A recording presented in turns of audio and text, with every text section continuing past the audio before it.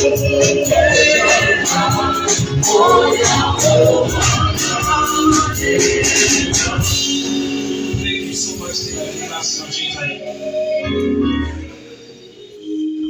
much, Jacob, along the way, I don't know Trymore. Look, I pass it over again, but I don't care along the way. Look, I by choice. I would have to look at Shiba, Japan farmer. So I see destination, I still do have a mobile to pay, but I end up around Bible along the path. Zwara Vena Akashibi Manezo, Look, but in Boyaka, in prophetic, but I'm not going to run a pap. I got a pap on to Parpe, Japan Sapena, to Shiba. So it's not by choice to that river Juboyo, in Shiba, but in Boyara, in a promise, young man. I did for that woman is wrote to Akaona Pay in London. Girls the Kuira, the good Zika. While you don't go out a show, while you don't go out a show. Dinewe, Questa China, Zamara Zoke. Juboya Wakara, Ishavanaka, Wana, Levana, Basukuru. So he is in a place in prophetic, not by choice. Asum Juboya, Asal the Pena. As put Almond Juboya, man, kids, but they would have been going to anymore. And the Juboya actually very challenging. I like him to be comfortable. Put the Bible not out when I'm talking about Juboya, picked one of the stones. Don't light a pillow. I'm sure we all know with pillow you need something to be comfortable. But what can I do? Dombo no water. At the end, it was a rocky or a stony place. Saka I don't choose some Kulata over Atura Dombo, over Arara. I got some is the pillow. Aram to boil in a water, Urana Dombo off and never chichaco, wouldn't situation at home, but he had a good dream. Akao now pay a ladder, Giros the Uquira, needs a good zika. Marinova Wampa assurance, putting the name. I was sangana namari, waiting to boy, I don't to Chakamari. But you are sangana nine, when Jiboyano is out to call me, which was Shiba, in the door. So the place is very tough. It's comfortable. My lawyer is a meeting place. Don't I want to buy 2 hours pizza. They could see angels, sometimes they don't need a ladder. What's going on to smoke and go up here somewhere and fly? That is going to fly. But I want to go to Famba Sevan, but no one needs any like mistakes to just make so. But here I want to go to a human system.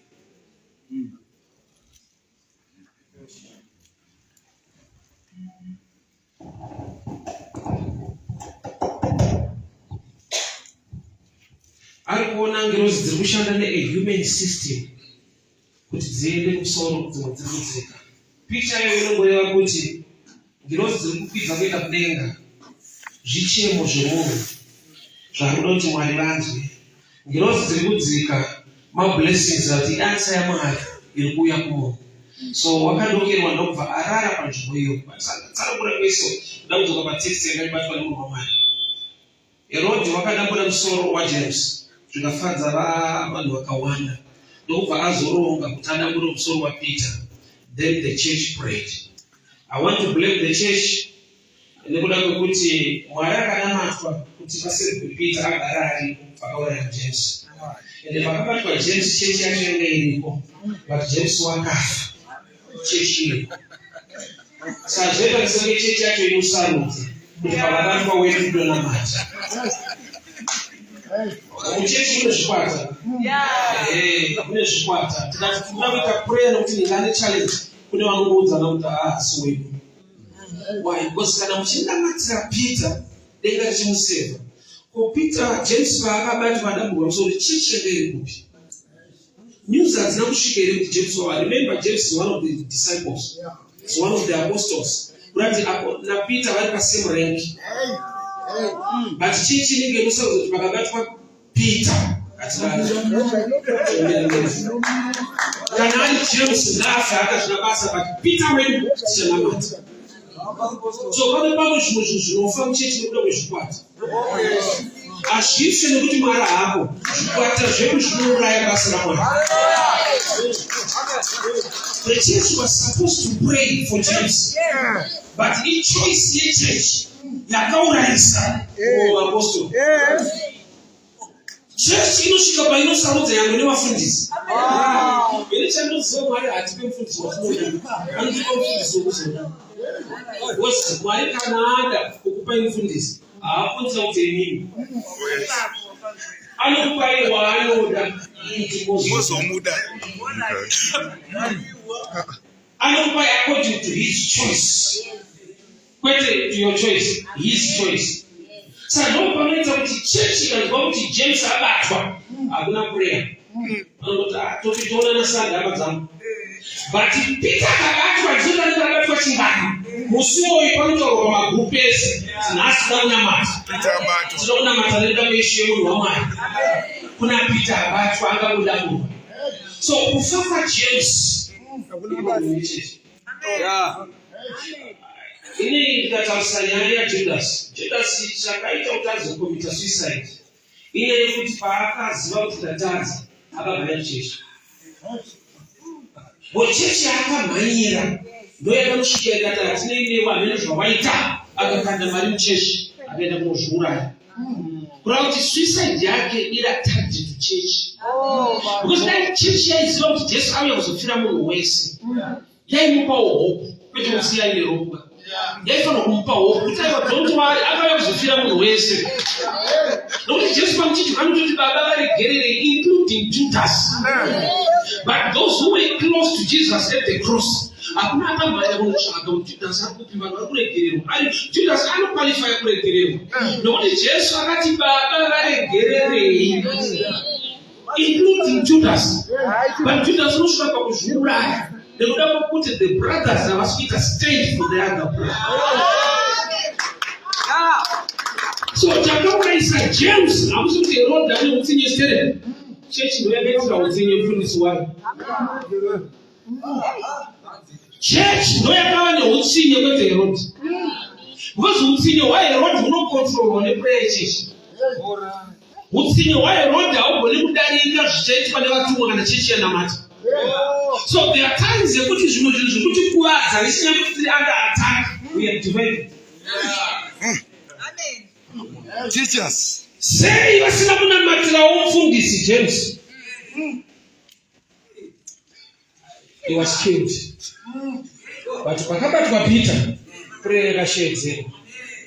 Zvikwata zvinouraya basa raMwari. Unity ikashaikwa mukereke, kune zvinofa. Kwete nokuti Mwari haadi kuti chechi isimuke, but inourayiwa nekuda kwokuti people are divided. Amuna kubata uyu pakumushana mwari. Mositi yandichallenge kuti but saka Mwari ari kunamatwa achitati vatumwa vaburuke vabatsire munhu anga atoripo patime yaJames. Ko vakadii kunamata? Hakuna akavarambidza kunamata, vainamata vari kumba uko, but vakanamata pakangobatwa Peter. So chimwe chinhu chandida kuti Peter azive, it's just by grace. Nokuti iwewo naJames makafanana, muri mapastor base. So there are times kuti umwe pastor ane zvinhu zvaainazvo, akaona mumwe mapastor anotanga kuparidza rero kuti ukanamati mumwe pastor akazodai. It's just by grace. Why? Nekuda kwokuti James and Peter vari pasame rank, all apostles, all disciples. Sei mumwe akabuda mujela kusikunamata kwaPeter kana kwaJames, vaitonamatiro wavo. Saka pane nyaya dzekuti uri kutonamatiro wavo, but unofunga kuti uri kunamata straight. Nokuti pawakabuda iwewe hapana kubuda vamwe, wobva watanga kutobhosta kuti isusu here hatikapinda mukutinobuda wakabuditswa. Peter kana akuparidza haaparidze 3 ways how to come out of prison. Nyarara, wakabuditswa. Hauna 3 ways how to come out. I love teachers. I love people on teacher, but there are times yekuti vanhu vari too strong patiching dzavo dzetu vanotaura zvinhu zvisina kunge zvaitika. Aimuzva pane muranda akatoona Elisha kuti enda unogadzika tsvimbo yangu pamwana womukadzi weShunemi. Mwana haana kumuka. Atumwa nemunhu waMwari akanogadzika tsvimbo, mwana haana kumuka. Yakazokwana nguva yekuti mambo vaibvunza muranda waElisha kuti ndiudze bedana yakaitwa. Akanyatsokuziva kuti iri kudiwa apa ndo yakaitwa nemunhu waMwari, ndakambotry but hazvina kushanda. mambo pavari kubvunza ise nekuti avaziva muranda aigona ngoti tisi takamugadzika chimbomufana wedu zvaita. So Peter wakanamatirwa usiwo wakanamata. In life une zvimwe zvinhu zvaunoachiva kwete nekuti unonamata stereki dzingoriwo nyasha. Kuna akatadza kurara achinamatira Peter Bible ratanga akarara. Vakuru dzimwe nyaya dzamunobuda dzikude nekuti makangwara muri munhu akatorara wega. Aizvo Peter akarara. Saka tiri Peter anozoparidza nekunyora bhuku tinoisa kuti make it wanga wakarara. Tenda Mwari nekuda kwokuti kune vasina kurara kwanga wakarara iwe. Kandi vachitadza kurarira nyaya yako kwete yavo. Hazvina kuitirwa wana James vawaitirwa. Saka hapana paunozoparidza kuti don't be like James wakuti you can be killed isitakabuda. Makafanana. Kurarama hako but wakafanana nevanhu vakatofawo nokuti patime yazvakaataka vanhu iwe wakaoni monyasha. Ezvaita kuti changobuda muCovid munaita kuti utsanana kuti dai zodai vakatofa vanhu vanga vari smart. Dzitomboriwo nyasha muGod's page. So there are times that you want to substitute a grace with a human effort. Chakaita kuti chechi inamate otherwise Mwari wakafemera mweya wavo kukereke. Nokuda kuti the same church yaivako time yaJames. But haina kuti ngatinamate nekuda kwaJames. Yakamusiya achifa. Division muchechi unokuzofunga kuti Satani gamba tisi tiri kutadzisa basa kufamba. Tine zvikwata zvedu. Tine vanoudzwa zvinhu nevasingaudzwa zvinhu. Tine vanoremekedzwa nevasingaudzwa. Ndinoona kuti unozara kuti Mwari kana Peter nyangwe akabuda mujeri. Munhu akaziva kuti Peter uyu anga asina any rank. It was just a servant girl. Musikanawo zvakaingodziwo Rhoda. Kwete elder, kwete deacon. I thank God for the ranks and the positions. But there are times that the church should ignore Rhoda. Ichida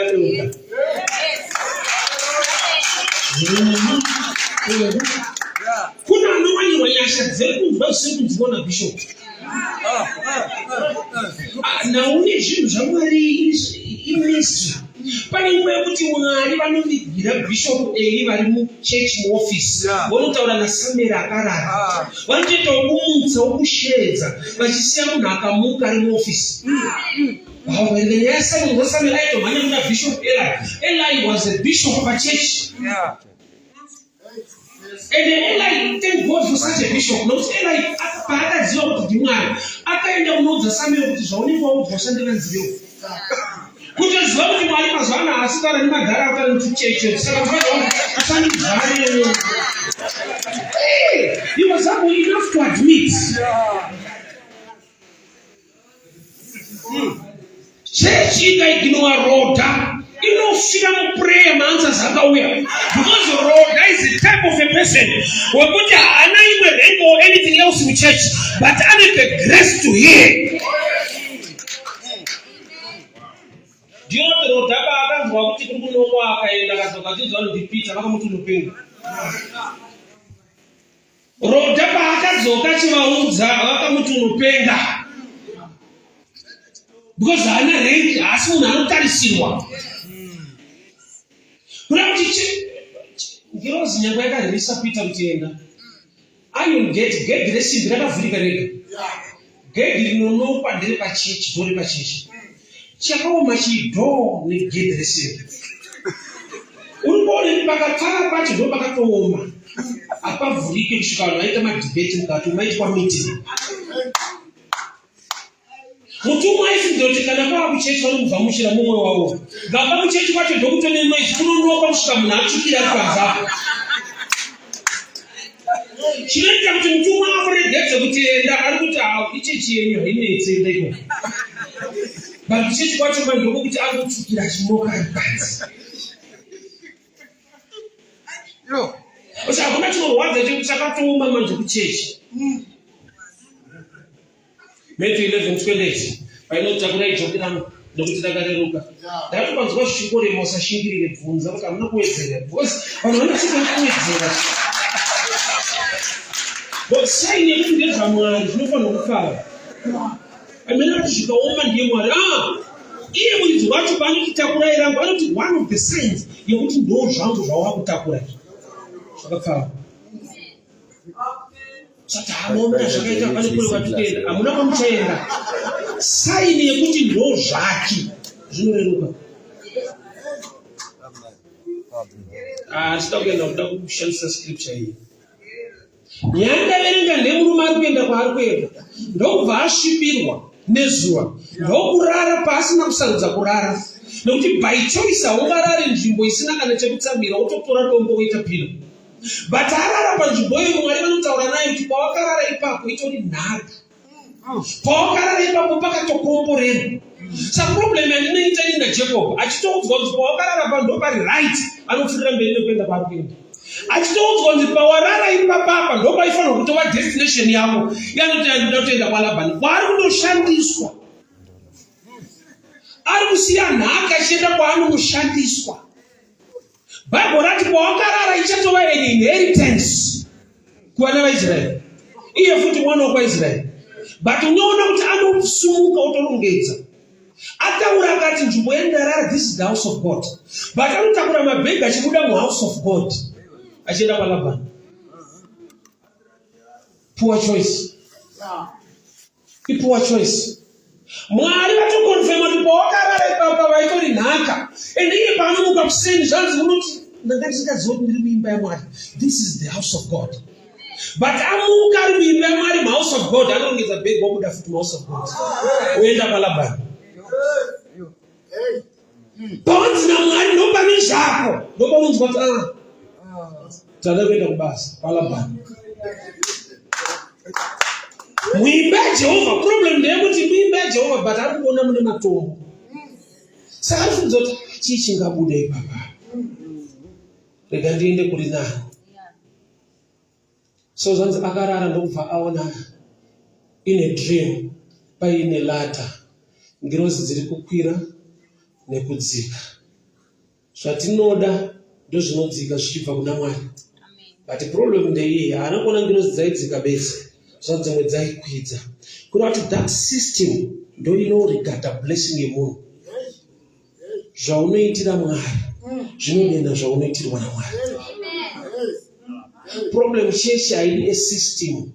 Inoda, I believe in miracles. Ndinotenda zvochokwadi miminana. But kune zvinhu zvinoitwa nesystem zvisiri kuma miracles. Ndikauya ndikanamata pano ndikati Mwari ndipewo mwana, shoko renyu rinoti vana vanobva kuna Mwari. I tell you the truth, ndinobva pano ndisina mwana wacho. Shuka ndaroora. It's a system. That's a system.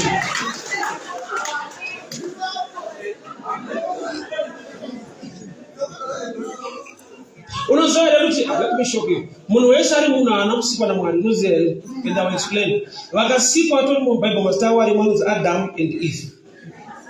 Kana uri Adam maybe ndiwe, but umre tu Adam and Eve. Vamwe vese hamusi result of creation, muri result of reproduction. Ninga anobereka ningi, ningobereka ningi, kwete ninga anosikirwa ningosi. Vakasikwa itu. Don't balance, be fruitful, multiply.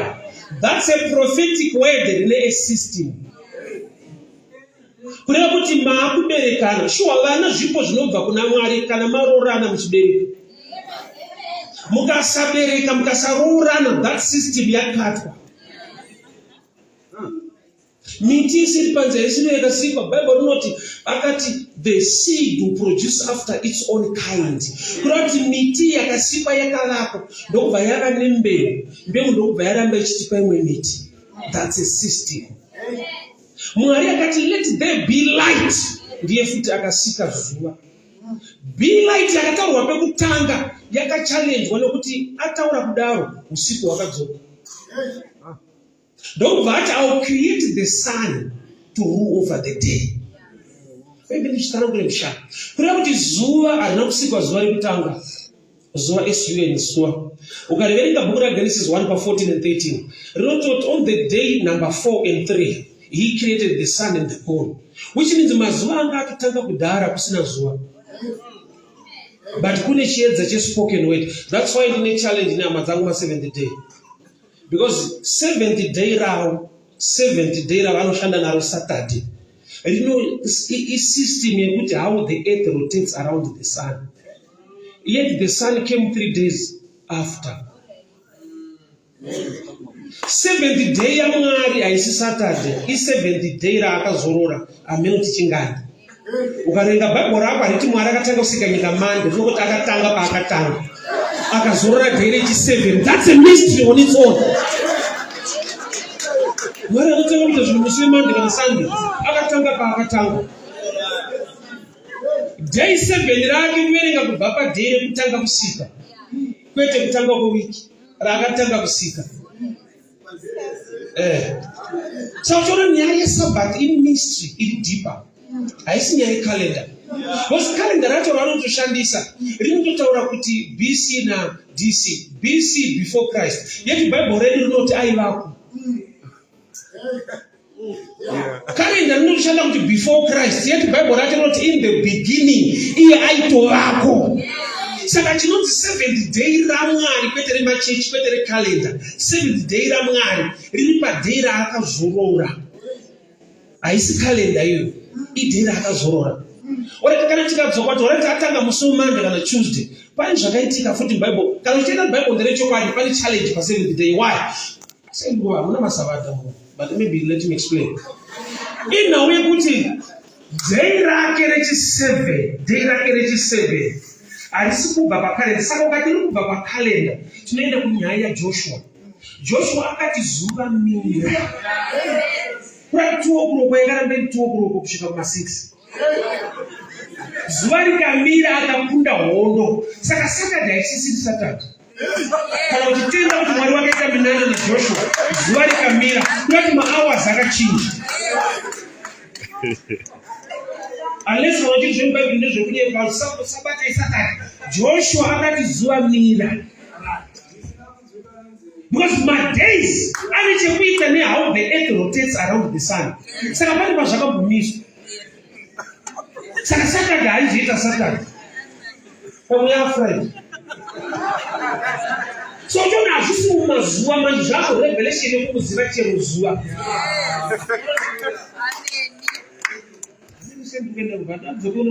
So he had a dream along the way. Akaba nechiroto. Muchiroto chake arikona ngirozi dziri kukwira, dzimwe dziri kudzika. Mwari ndobva vati ndinewe. Kwese kwauchaenda ndichakuropafadza. Ndinewe. Ndobva aenda kwaakaenda aripo. Ndobva asarudza mukadzi musikana vaida kuroora. Musikana vaida kuroora ndobva amunyimwa ndobva apiwa mukoma washe. Inyaya yakachiona nei. Chiroto chaakarota ngirozi dzaikwira nekudzika. 2. Dzaikwira nekudzika. A picture yemukoma nemuning'ina was angels, they are same family. Saka paanondoroora ari kuda 1, iye kuchiroto kwakune 2. Mukuru nemudiki dzaikwira nekudzika. Because through that system ndoine blessing yekudai so. Haugone kuti ubereke Joseph anovengwa nemakoma kana risiri bariko.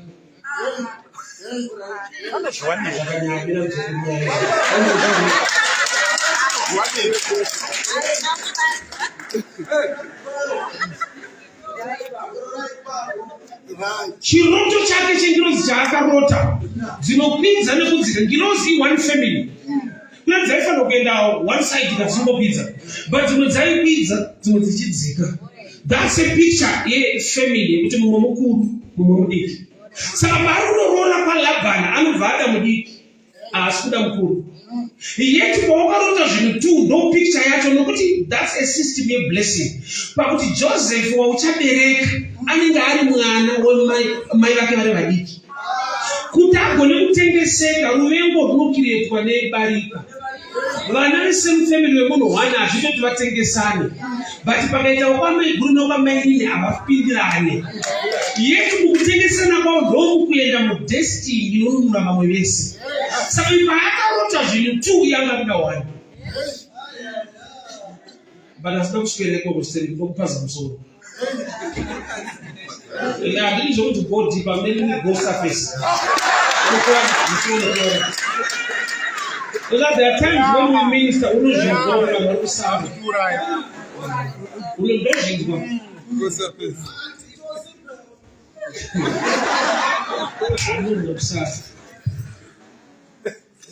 So paakarara pane ropafadzo but hapana kids. Paakarara pane angelic visitation but hapasipo paatakurira mabhegi achindoba ndikuenda. So dzimwe nguva unenge uri right place spiritually but uri wrong place physically. Mwari vatinoti pauri papanoda kukomborera kuti unganosuka kubva pano. So mwari vari kumubatsira ine nzvimbo kuti chiona kuti nzvimbo yauri ndo yangadyara a system of blessing. Ona nzvimbo yauri ndiri kukuimbisa kuti pauchaenda ukadzoka ndinewe. So wakatora dombo akaita pillow, a picture yekuomerwa yekurwadziwa. Dombo is comfortable. The place was a stony rocky place.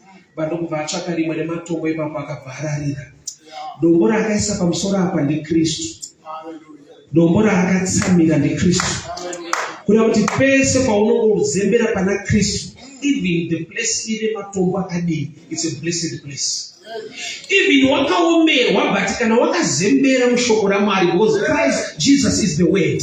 Kana shoko raMwari riri mumusoro mako, nokuti dombo akaisa pamusoro, musoro wako ukazara neshoko raMwari, no matter the place yawaenda, Mwari vanodeclare kuti I'll bless you in this place. Nzvimbo yawakarara iyoyo inhaka iropafadzo.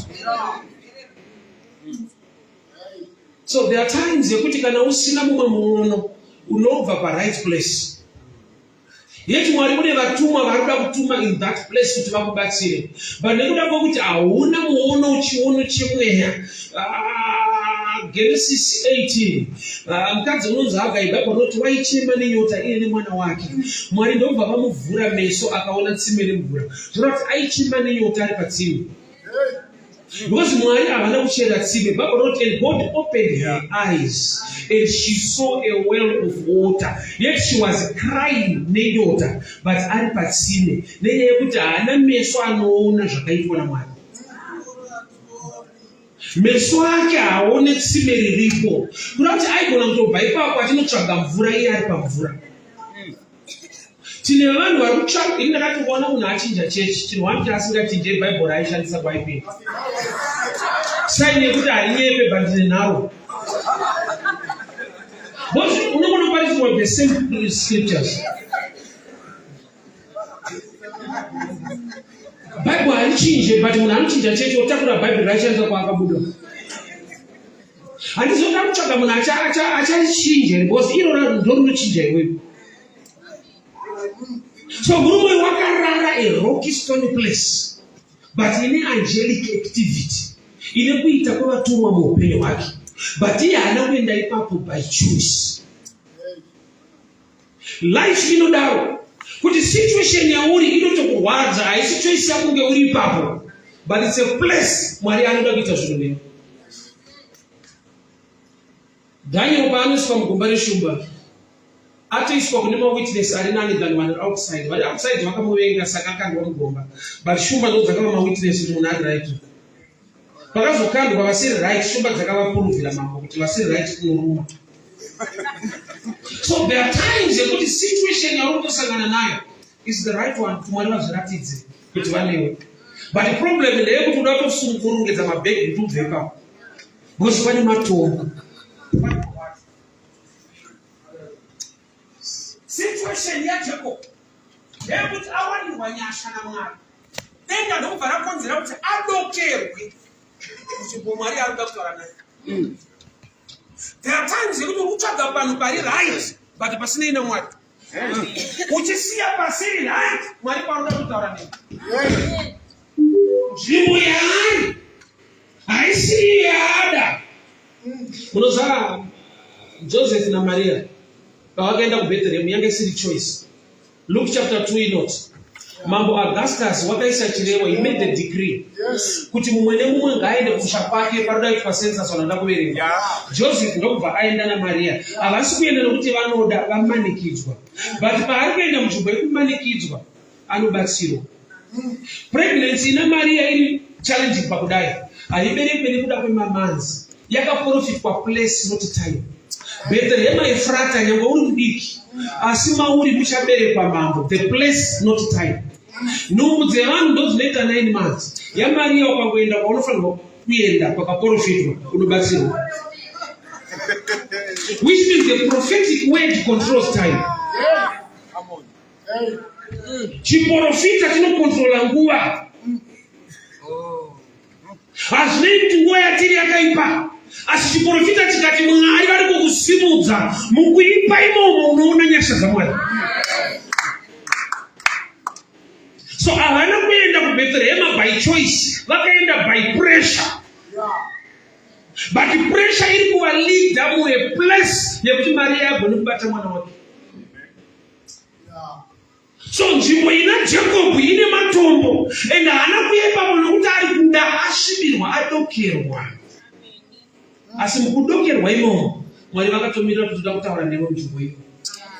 Tine vanhu vakabva munzvimbo Mwari dzakaida kutaura navo. Nekuda kwekuti naturally vachitarisa vega vakaona this is not a good place. Rega ndimboenda kuri nayo. But Mwari vari kuti ukasvibirwa ukadokerwa ndinoda kusangana newe ipapa. Mwari unosangana nevanhu dzimwe nguva environment inoita sekunge hainawo Mwari. Pane nguva yekuti munhu anozonzwa kuti hapana pasada anotsvaga Mwari. Unonotsvaga Mwari uchisiya Mwari. Ndino kuti varume vaibva kuEmaus, vaenda kuEmaus, vaitaura pamusoro paJesu. Jesu ndokubva apira pakati pavo, ndobva vatanga kuudza Jesu nyaya yaJesu. Kuda kuti padiki vamutendeutsa, varume vaiparidza ivavo. Vakatomubvunza kuti asuri mutsvene muJerusarema. Hauzivi here akatambika muJerusarema. Mukuru wedu akatorohwa akaendwa pamuchiti vakaenda muguva vakadzi vari kuti vamushaya. Jesu anonyatsoona kuti varume vari kunyatsondiparidza. Asi Bhaibheri rinoti pavakasvika mumba, pavakabedura chingwa, meso akavhurika. But meso paari kuvhurika, iye anobva adisappear. Hakuna chinorwadza kuti waakuona but zvawaifanirwa kuona hazvisisi. Ende vane challenge yekuti pachingwa ndopaunoyenovhurika. Tinonoona Mwari muchikafu. Saka mapurazi mamwese haaiti asi God bless our food. Kama kudya apa pane Mwari muzhinji.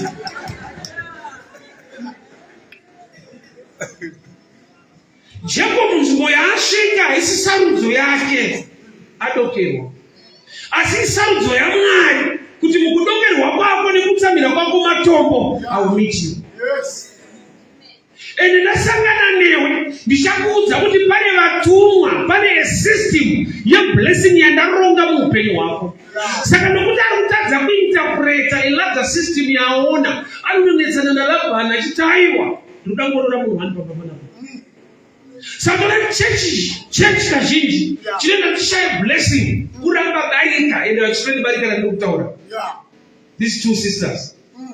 My two sisters, one ndiye akati nake anonyodiwa naJacob mudiki. Leah hadiwe. But Leah asingadiwe ndiye anotiberekera Judha. Jesu watinoda anobva kurudzi rwakwaJudha. Ngati church inowanzovenga zvinamwari zvacho. Nokuti ine muono uri natural with spiritual eye. Bhaibheri rangu rinoti meso aLeah she had hazel eyes. Meso anenge akapesana akatarisana. Meso maziso anogona kutaura pamusoro pevision. Kureva kuti Leah ari kungoti handina hangu kuti nakei but vision yaKristu iri kubva kusaidi kwangu. Nokuti kupesana kwemeso is a picture of the cross. Kuti the vision of the cross is with me. So chisiri kudiwa naJacob ndo Mwari chaanoda kuti Jacob akachiwana ndevape Kristu vaponeswa. Saka zhinji kacho church inoda zvainoda, Mwari achida kuti tindewo zvaanoda. But zvinodiwa naMwari manje hazvina kuti nakei. Ukareverenga zvakanaka rinoti Mwari pavakaona kuti Leah haasi kudiwa vakakonzera kuti abereke. Kurati Mwari vaitofanira kuroorwa kwemukuru asi kudiwa. Saka church manje inoda one side. Ngirozi dzinodzika. Bless me Lord, bless me Lord, change my life, change my life. Yeti pane zvaunofanirwa kuitira Mwari kuti zvinodenga zvaunoda kuitirwa naMwari. But barika racho handiwi. Anoda wani waanodai. Ndikomborere baba. zviratidze kuti munoshamisa. Ndakati vachatokukwenya newo unoshamisa. Hauna zvaunoita. Haunzwe rikaparidzwa. Asi kuti zviratidze ino kuti munoshamisa. Samune masangana vanoshamisa vega.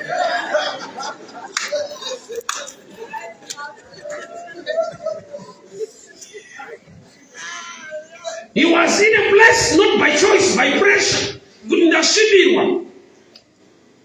Hapasiri kupari kuuya. But Mwari vane zvavarikuda kuita munzvimbo iyo. Sometimes challenge yatinayo inobva pamachoices atinoita. That's why I expect Moses so much. Hebrews 11:23-24. You know, by choice when Moses, by faith when Moses grew up, he refused. Kuti anzi mwana womwanasikana wa Farao. Zviri kuramba naMoses hazvirambwe nemunhu asina faith, which is the word of God. It comes by hearing the word of God. Sei nokuti akuramba zvakanaka, ungarambe kugara kupalasi. Nokuti akaberekwa mutaimi yekuti vabereki vake dzitori nhapo maslaves. Vadokubva aramba makeke nepalasi, dokubva aenda kumaslaves. Kubuda mumamansion uenda kumukuku by choice. Unoda vanhu vanokuadvise kuti choice yenyu yakaora. Ungabve mune zvakanaka uchienda kune zvakaipa. But nekuda kuti Moses une chaakagona kuunderstand spiritually.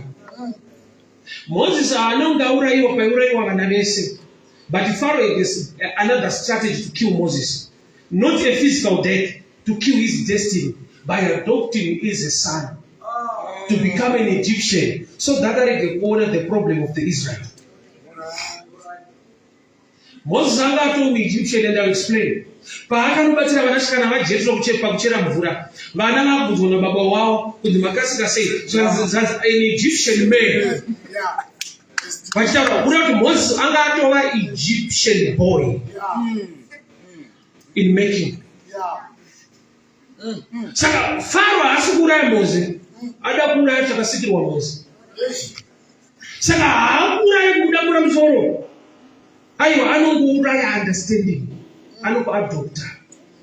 Sometimes I warn people, beware of good things. Beware of the devil, beware of those who hate you. To this day, you must beware of those who love you. Munanokuda are dangerous. Unoda kubvunza Mwari kuti apa ndikuya yodiwa iri apa chaicho kana kuti ndikudiwa pane nyaya iri. Why? Because vanokuvenga mazuva vakutanga vatokuda. I love you, I miss you. Wamumbonza ndakatorwa nemhandu yangu. Akutokupa BP munhu anogara naye. BP yako haisifani chizoyo. Ndiye munhu akakuti sweetheart. But I need package dzemaBP. Beware of those who love you. Ndakati ukaudza dai ukudza izvo, ukaudza huku kuti ari kufidha we suspect. Dzokurambira. Because munhu anochengeta huku ane program yekuti vahuku. But huku inofanira kuti pana patiri kutengerwa chikafu kufidwa so. Saka ukatudza kuti ari kufidha iwe asi right. Dzokudza kuti hayi vachatipotsisa mikana iwe ndasi. Why? Because you huku hairizenese munhu. Saka na mwanasikana ukamudza kuti ari kugochesa andazo kugocha anoramba futi. Ramba. It's a new program yausingazive iwewe. But so far uri kumbodiwa. Saka yambire ndekuti ngwarira anokuda kwete asingakuda. Asingakude unogona kudhira zvakanaka. But anokuda ari dangerous.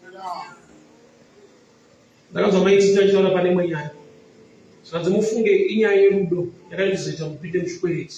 Ndandadiwa. Kudiwa kunokuwadzisa. Mozati namwe maiti tinye kuti wakadiwa. Kwete kuvengwa. Tinashe makosa akakonzera kuti vaende muzvikwereti nemuchakire kuti akavati I love you. Nhamo yavo yese iyi yakabva pawedhe kuti I love you. Kudiwa hakuna kumira musha. Unokuwadzisa. Wai ndibe munhu anondida, anonyatsondida achirevesa. Mazuva ano unogona kutodiwa nemunhu akakumapa. Why? Because anozoti kana ndakuti I love you ndondakomodedza mulife mako. Ndochikudamage that inside. Ndakumanzwa uchingoswingwa kuti rumwe mbacho. Inda yacho haisi panze iri mbacho imomo. Haumwe nezvikure. Zvawakakomodedza so ndozvine nhamo yako yese.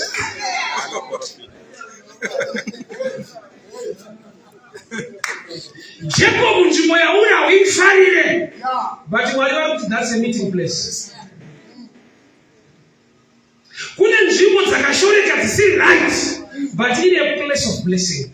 Saka uchiona kuti protection yaJesu paakaberekwa yakauya pakuti anga ari mai vake vanga varambirwa panoberekerwa vanhu vakaenda kwemhuka. Herodi paari kuda kuuraya vana haatsvagi kudanga nekuti ari kuda munhu kwete mhuka. Yeti Maria kwaaenda kunoberekera mwana kumatangawo ndokunoita kuti mwana asaonekwe. So protection yaMwari sometimes inenge resistance yevanhu pazvinhu zvanotarisira kuti dai vakufarira. Kumuruvengo kwakanaka kwakachengeta Jesu. Maria paakati pana hapana kunge kuberekera mwana ndozvakaita kuti akabereka chichengeteke. Nokuti mechi 2 inoti Herodi akatevera achiuraya vana vane 2 years and below. Protection yaJesu yakabva pakuti mai vake varambirwa. Saka pamwe pacho Mwari akabuda inowengwa. Joseph kuti aende mudestiny yake akanyeperwa mhosva namai Potifa.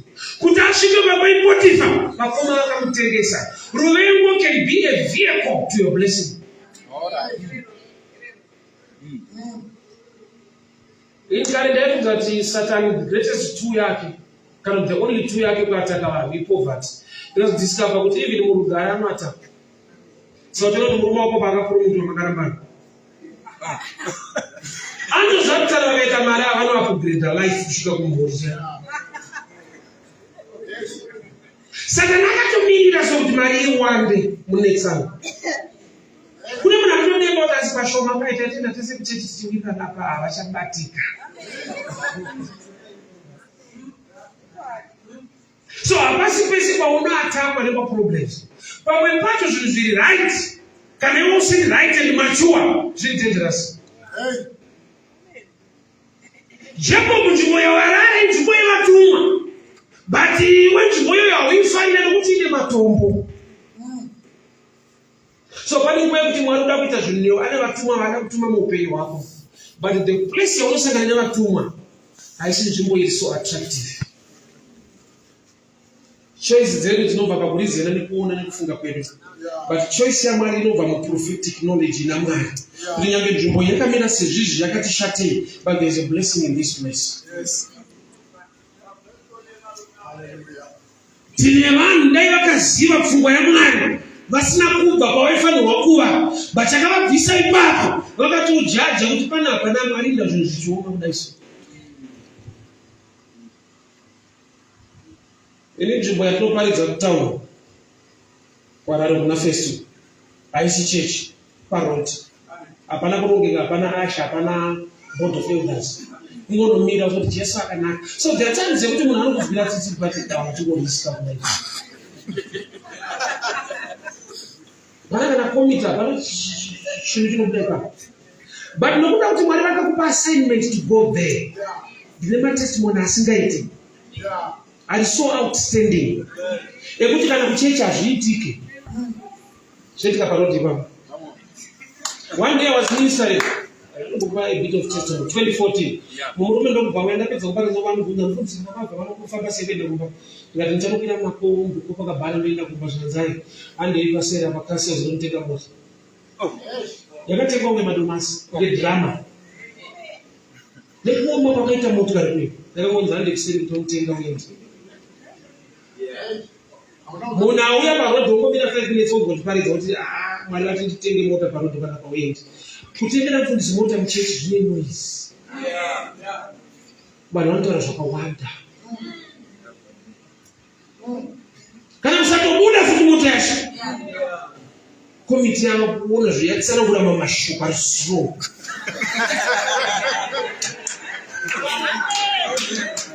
Anoda kurusawo. Saka tesi takazvishaga mari tokutsvagira futi iyoyo. It's a place and no one it's a rocky place for street. One day I was ministering there. Wakamira sapedza kuparidza kuti isu we are from Ireland. We watch you on Facebook, but about Zimbabwe toona chiparidza panapa.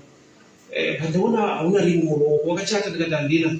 Sanzi mangwana enda kudzoka mutauni uite quotation yezvese zvinodiwa pamuchato mutuudza. Kwakatonga kuedza. Koisitoda zvinhu zvacho. Mozvibhaibheri ndorana ndakakosha kuda zvinhu bhozi rakati kana mada mwari zvinhu zvinoita sei things ufolo saka things neni towirirana zvisingaitika zvitone vhesi rake kuti things ufolo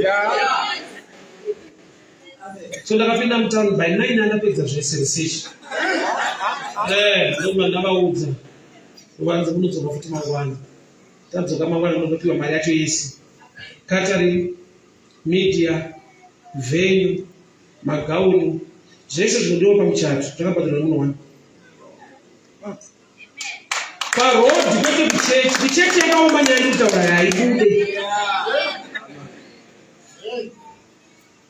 kuchechi ukatoprofesa kuti chatati newo otozoona kuti vanhu aiva vasingarerese mazuva akukwana mapleji asi kutamba nawo. It's a place yandingoona kuita kwavatumwa vamwari mwari otuma vanhu vake. One day somebody was passing through.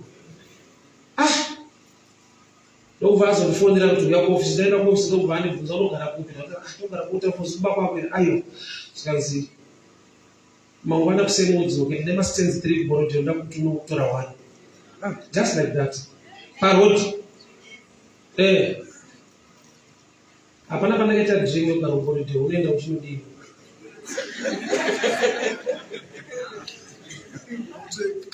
bandakaenda mangwana kuseni ndikamusaina mapepa maafidavit kumalawyers ndikamaofiwa state kucroy from the streets not to church.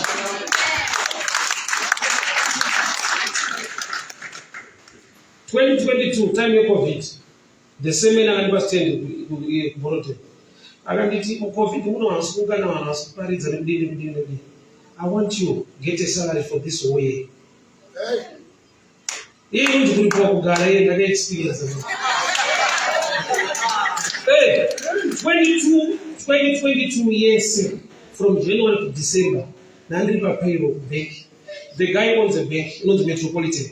Anonzi Dr. Enoch Kamushinda. Akandisa masalary for a year bank. Akandiona kuparodi. Kwete kuchechi. A place yekuti vanhu vachifuna kuti vakomana vashaya basa. Ndamba tatori pabasa. Mukomana uyu akadokerwa haisi choice yake. Zvokudai zuva ranga richiri paipfuura paipapa. But that's because zuva ranga rakuvira. Auna kuti andichapfuura mberi rwake akabva arara pane matombo. Mumatombo imomo Mwari ndobva vamupa a vision of angels. Mwari ndobva vamupa assurance yekuti ndinewe. Kuna Mwari anoita zvinhu mumatombo. Ane vatumwa vake vaanotuma.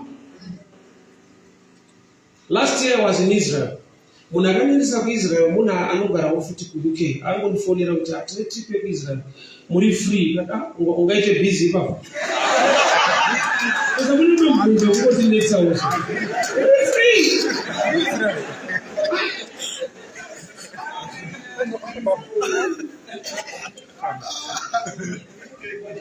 ndobva atoronga zvese for 8 days tiri kuIsrael kuti toonana takatanga kuonana kutelevhizheni paairport ndamuruka vakandimirira ndovakatanga kusvika ndiwe zviva chitokuvheta ndiye munhu ndiye akandiona pafacebook ndichiparidza pana first road vanhu vekuzimbabwe vachikuona kuti tashaya basa paneiko ipapa vafanira kushaya machechi kushaya maplatform anoza kunono kwapindwa nechechi vasinganzwe Mwari kuti pana Mwari chaikonoza kuti but paidai strategy yakadai sokuti tione Mwari wacho pasita hapana representation hapana respect yanopiwa munhu andofuna achikutuka but I've seen God doing things.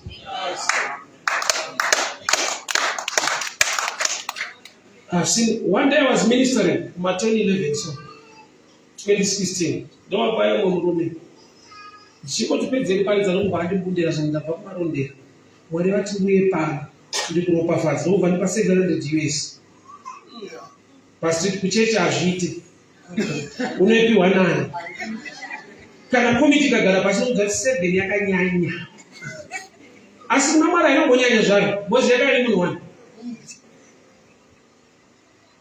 that rocky place.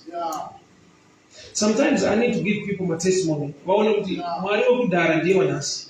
He's still doing things. Nekuona nemise nyama, that's not a good place. Tine vanhu vatuya pandiri kuti kushura kumari akakusimudza akubvise parodi. Ipo pari kuitika izvo. Ndichienda kubifuka kwako. Boze vanoti kusimudza vanomari kuenda kupi nepita sei. Ati munamoto wangu baba, dai mwari akusumudza iva. Mawana mamwe maplatform so, mubve pamura. Ipo pana masitenze kuboroto ipapa. Pane michato yangu ipapa. Anzi ukasumudzwa ubviswe ipapa. Why? Because ndokuona kwevanhu kuti ndibwere matombo ina mwari. Parodha paiti Muparinga. Paridza nekudzoka kumba. Unotoshandisa mari yako ndinobhadhara parking ndadhiraivha ndesafiwo mota ndinoparidza ipa ndapedza kudzokera kumba. Haisi chechi, hauna kubvunza kuti zvakamira sei. Asi nokuti Mwari vari kundida ipapo pandakadokerwa pane matombo. There is a system of blessing. Kune vanhu vanokomborerwa naMwari munzvimbo vanofundzira kuti aite. I've got a friend at Cape Town. He's a caretaker church. Anoza mari caretaker of garden boy. Haikwanzi zvinhu zvakawanda. But nokuda kwokuti Mwari vakamisa panzvimbo vanoropafadza vanayo panzvimbo yaari. The guy last year pandakaenda Cape Town. Vanhu vaanoshandira vanga vakuenda. But vakamuita handover kune vamwe vakauya. Akauya wacho mune vanhu vakasangana naye akabva mupa welcome yefortune. Thank you so much. This is my welcome. This is our couch. I'm German. No couch here to German. When you meet for the first time, we need a gift. Don't go back to fortune. Garden boy. And so my manager was going to be taken and the boss out of family. But he reacted. And the moment I'm going to go for garden boy. They imagine giving so may improve life. More than what boss, which is a fortune. I was a very way what you find in the lack of somebody. What I find advice. Amen. Could I advise you? Beware of good people who want to go. Could you want to right? But you are still one. If you want to go back to the quarter, Shama Yamana Zanaya away at Wanguba. Out my piece. I don't know the cancer, so I don't cancel. They can be cancelling so. But I didn't put some chart. Yes, I don't put the cancelling. I do only some effects. I don't know what a church Papa would to money say, church as you do mush. It's a rocky place in Jumbe Maton, but it's a prophetic place in the Ropa Fajia. Usanyenge no wakaipa. Mwari unekuopita munzvimbo yaunofudza pakazvidzika ipapo. Unoziva kuti Jesu zvipo zvake pazvakauya akazvipuhwa ari mwana aberekerwa kudanga, but akapuhwa gold. Vane vana vaberekerwa muzvipatara, Herode akauya achidambura musoro. Wekumatanga goridhe rakauya. Pane gold rapo sometimes panoda meso emweya. Unonojaina vanhu vari pa-better place physically, but vari mu-wrong place spiritually.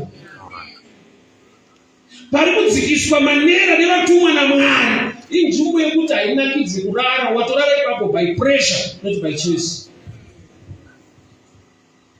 So ndototenda Mwari kumachechi kwataipinda kwakati zvawatanga zvinoparidza vanoti part of us yeunozotimangisa kuzodii. Pavakati kika kudaro so ndokwakauya zvese. Jacob kwaari kuenda haisi choice, anototizawo Esau. Mukoma wake Esau ari after ufano. Saka iye paanototiza achienda ndokubva munhu ari kutiza anonosangana naMwari. Kuita kumhanyisa ari kuziva kuti chandadzingirira chiri kuenda mudestiny. Anobva pamba chinoti ndakuenda kwala Bhanayo. Anonzwa namai yake kuti mukoma wake ane hasha kurova. Ibva pamutiza. But mukoma ari kutiza anodokerwa ari place in a blessing. So kune mwe ropafadza ndoda kuti umbomhanyiswa mushando. Because by choice whether ungasvikeiko. A prophetic place in the angelic activity. In Jumbo sometimes even okay.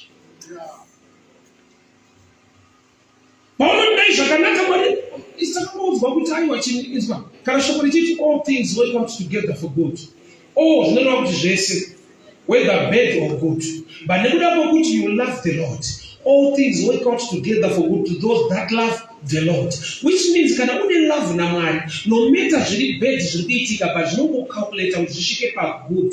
Never good to all things work out together for good. So I'm not all, but our party, we know good things, but it's good. Couldn't you see right? But it's the program Yamar. You know, to me, when the enemy comes like a flood, which means Pantanga Paita enemy without visa for God to raise the standard.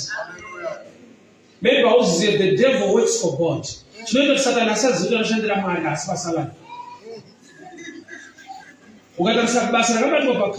devil was involved. What the devil Judas. Judas betrayed Jesus. The devil works for God. It's unfortunately as you see, they would have put us for salad. What statement they put when the enemy comes like a flood, which means the coming of the enemy. It only program you shift up on levels in life here. So sometimes when big things happen to you, don't complain. Ukadokeni wanyezo usatoshika kwa rufa na kushika. Watoshika. But pawashika ipapa, pane nyasha zako. Pawashika ipapa mwalodotane. Pawakati unalira dombo, upeni wako unotawa. Nikuti mwakati dombo, mwalodokupa assurance and blessing. Ukadeleka zakala not padaleka lati.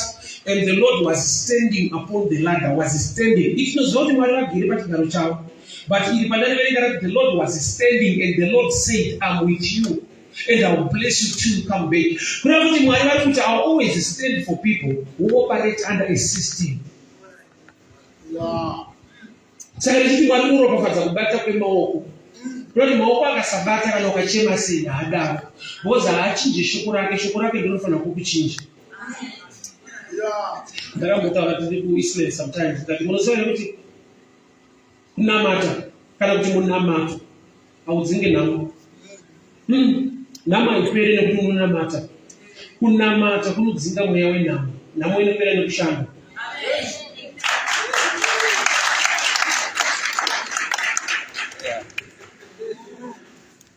Yeah. Prayer inozinga the spiritual side of it. Work, you attract the blessing. Ore gira kushanda upinde prayer una mata. Mwali komborele. You will bless the work of your hands. Hallelujah. So kuna mata kunuzinga mwewe nama, mzinge nama. Asikuti kushanda.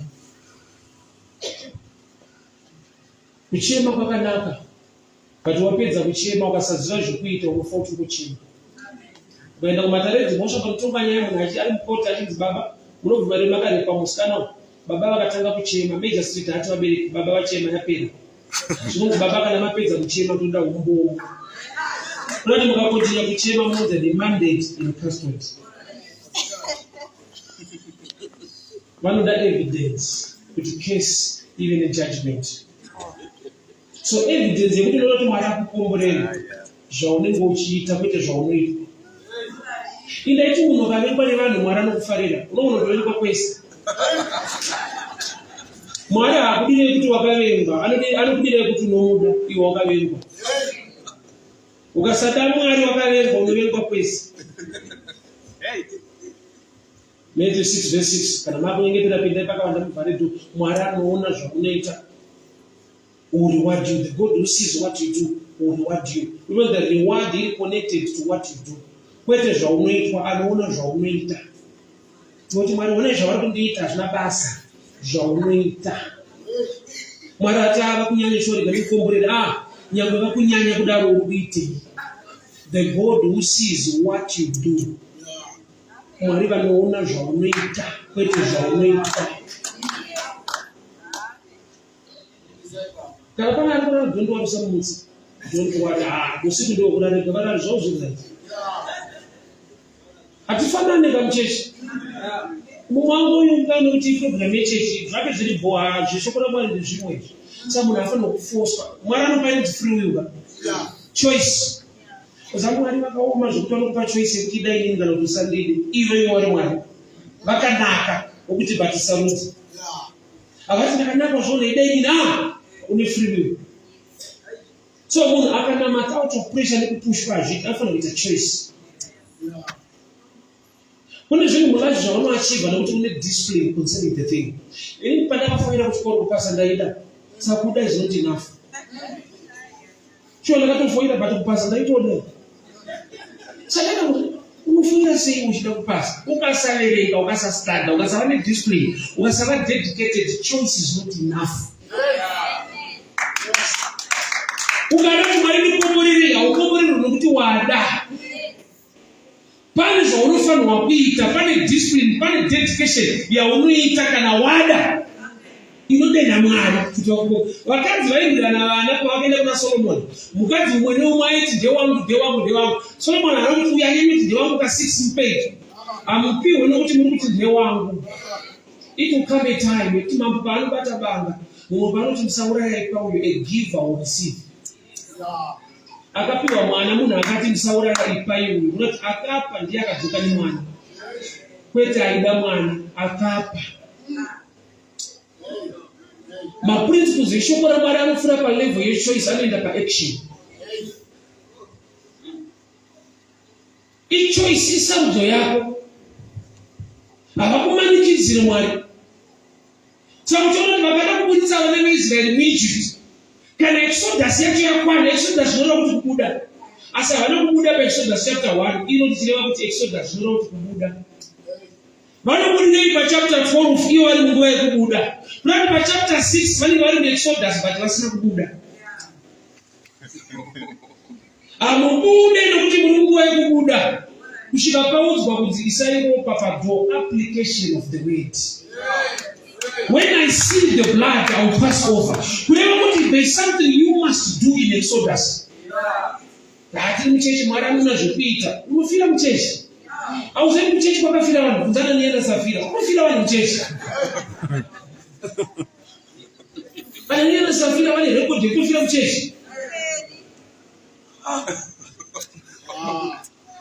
Anoona nakanitsara kuti itangu wakaenda kuchikoro, kuenda kuchikoro is not enough. Wakaitepa wakaenda. Nokuti ni vanhu vakaenda vakafanira vasina kuenda. Saka muchiona ukatonyera kana O-level, ukaita ma-U, certificate haiuye, vari kuti unozonyepera vanhu, wakafanira munhu asina kuuya. Asa uzviziva. Ukaita ma-U, hakuna certificate yaunopiwa, zvakafanira kuti hauna kuuya. Hakuna certificate inouya nema-U. Zvakuvharana. Vaitotuzvitaudza nani kurongosiko. So kuva muchechi inekuva a church member is not enough. What are you doing? Uri kuite. Munhu wese ane zvaanofanirwa kuita. Hatina kufanana zvatingaite. Asi chatakafanira kuti mumwe nemumwe une chaanofanirwa kuita. Hana akati Mwari ngandipa mwana ndokupai. Yekaipa competition na Penina, nePenina ndevana hobo but asiye mwana wani pachechi. Munhu aifanira kutosiya mwana pachechi kuti Penina nevana vakawanda. But akati vangu vana ndeve competition. Mwasina ndiyakati Mwari nemukandipa ndosiya panapa. Kuti nhau yake ina dedication kuzvinhu zvaMwari. Haasi kupa out of abundance, ari kupa out of revelation. So kana ndizvinobo kuchallenge kuti kune vasina but vanopa. Usati vanhu vanga vasingataure vaitaura. Kune vanhu ndingati vaitouya kumama lero kuti ndakunotifamba ichi chiditi. Musadaro kana chinhu chechechi dai mwana wacho ambokupawo kana ikombi. Ukarevesa uchiitira Mwari, haushaya vanhu vanolezwa kupa advice. Wesi kuita chino nefaith kwakasiyana nekuita nereasoning natural. Noah havatareka nekuti kuri kupfuna. Anovapa nokuti Mwari vataura. Saka tinoti vanhu havana kumujoina nokuti pakasina any sign nekuti zvaari kuita zvine musoro. ungavake kuti mvura ichanaya kutoti kunaya. Dedication yako ndio ino law of attraction ye blessing upenyu wako. Paulo zoti mali kukomborera mali inopafadzira. Mashoko they are not enough.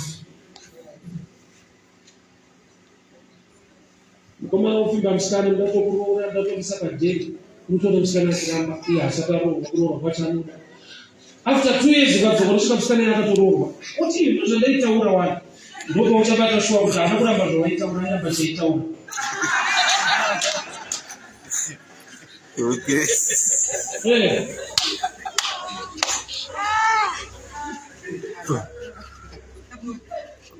Statement yekuti Mwari anonzwa munamato riri right, but you need to go deeper. Anonzwa munamato wemunamati. Kunamata kuita zvinotaura Mwari. Munamato kutaura naMwari. Saka is not moved nokuti wataura, is moved nokuti une zvaunoita nokutaura. Dedication yako nekuita law of attraction and blessing. Tears are not enough. Saka shoko richiti vanodyara nemisodzi kwete vanodyara misodzi. Tears are not seeds. Ndikachema kudai Mwari anonzwa but kana anzwa ane zvaanoda kutarisa. Unoziva here kuti Haga nemwana wake Ishmaeri vese vaichema nenyota vari murenje. But Bible wrote, and the angel said unto Hagar, Hagar iregera kuchema, Mwari vanzwa kuchema kwemwana. Kulati Hagar utonzwa kuchema but hasimbonzwa. Umerendi Genesis 18. And the angel said unto Hagar, stop crying, the Lord has heard the cry of the baby, not you. And was there any volume kwa kuchema ambaye ni mwana jana mchema zvakanyanya. But denga rikutochitanzwa mwana kwete iwe. Kulati denga haringonzwa voice. Saka Bible rangu richiti the blood that speaks better things. Kulati sei rikunzwa mwana is the blood of Abraham. And Abraham is a friend of God.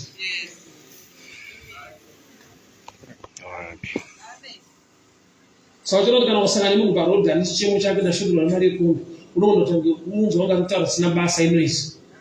But ukasangana newaunoziva unotonzwa kuti ari kurevesa. Yeti wausina kuteerera ari kutorevesa but haana ukama newe, there is no link. Relationship ndo imwe key factor inoita kuti ubatsirike. Nokuti tine vanhu vanopinda chechi vasinganamati. Nokuti kunamata kuita zvinotaura Mwari. Kupinda chechi nekunamata zvinhu tu zvakasiyana. Bible dzama vanenge kuti chechi unonenge for crusade. Kuenda crusade inoda kuti ndikouya muchechi.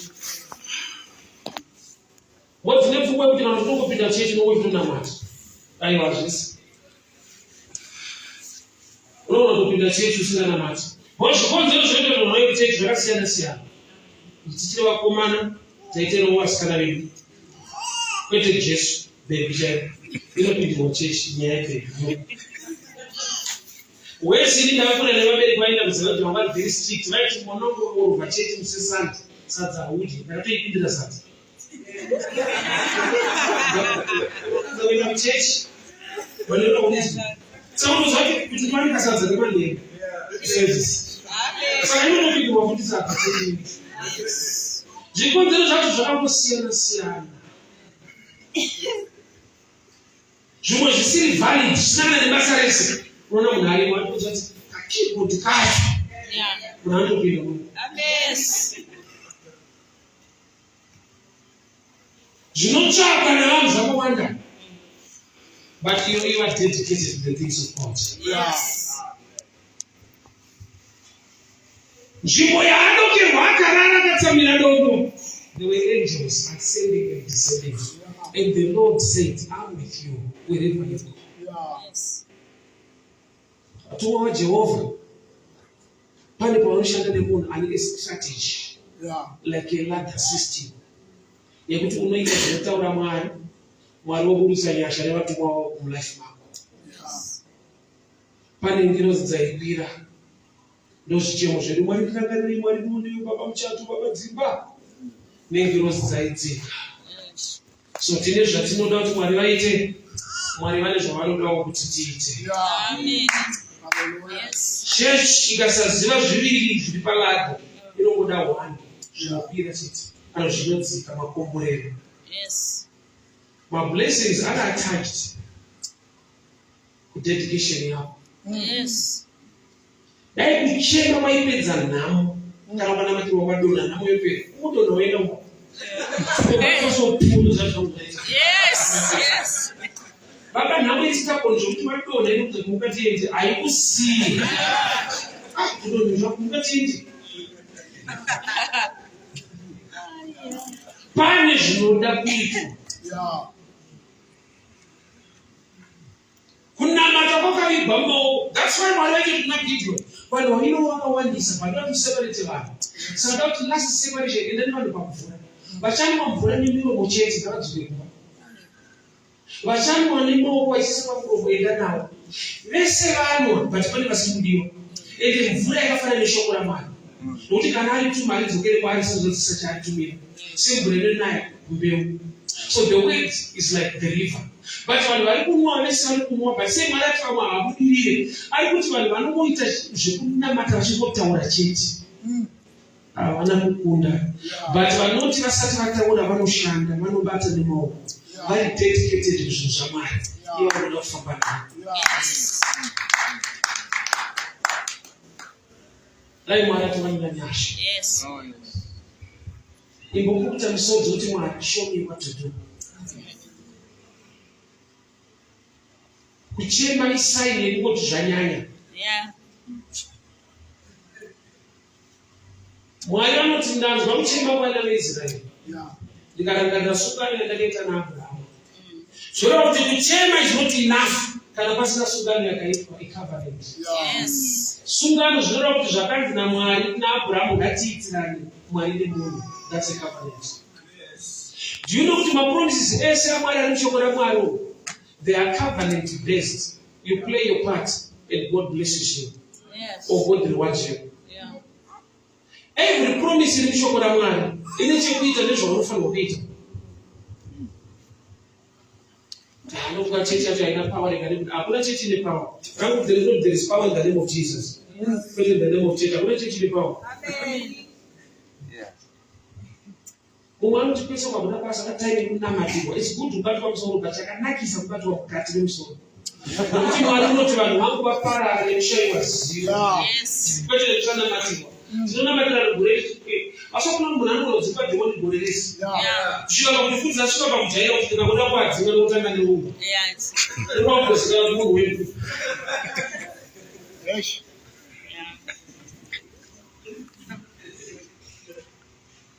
You must know what to do. Pane zvaunofanira kuti Mwari uite zvekuita. There must be a system inotsvaga blessing. Vatumwa varipo but pakabviswa a system inenge irilaza system. Zvinhu zvakwa zvakuparidza zvakanaka.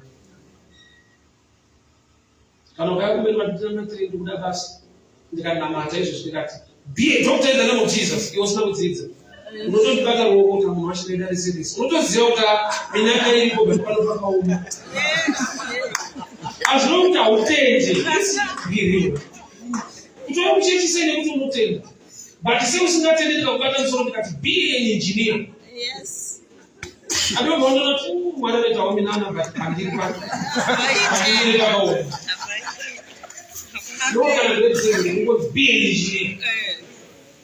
Hazviite. Yes. Ndobundo rakatorwa naDavid kurwizi rakaurayisa Goliath. Reckon it's many men. Chimvurama with the sling is made by men, but dog created by God.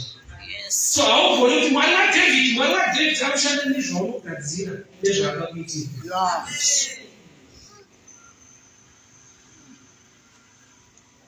Pese vaunoti Mwari itai chinhu. Not sometimes we love to quote scriptures. But hatidi kuita follow through ngokuti akaitirwa wacho angaitei. Makatora Joseph Mwari mukamuita mambo kuEgypt. Egypt kunombotizwa maipoti usati washefu. Iwe wakutotiza iwewe.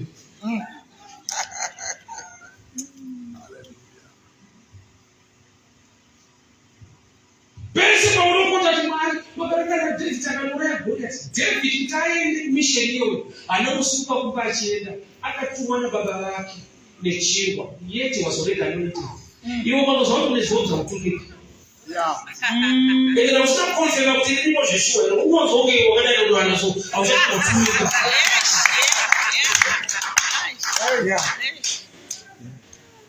Makaita so ashaiwa madhoki mukabiita mambo unoziva hako kuti akatumwa kumadhoki iwe igotumika. Ndino mishini yakaita kusora zozvi was a tough one pakuti asi yarasa madhoki aitsvaga iye aitsvaga zvokaraswa nemambo. Munhu akarasa madhoki ndokubatisoi ndokutsvaga ndokubva aizozwa kuita mambo. Kuna kuti pamwe pacho inyaya dzevamwe dzaurikufambira vadzirero basa dzavo.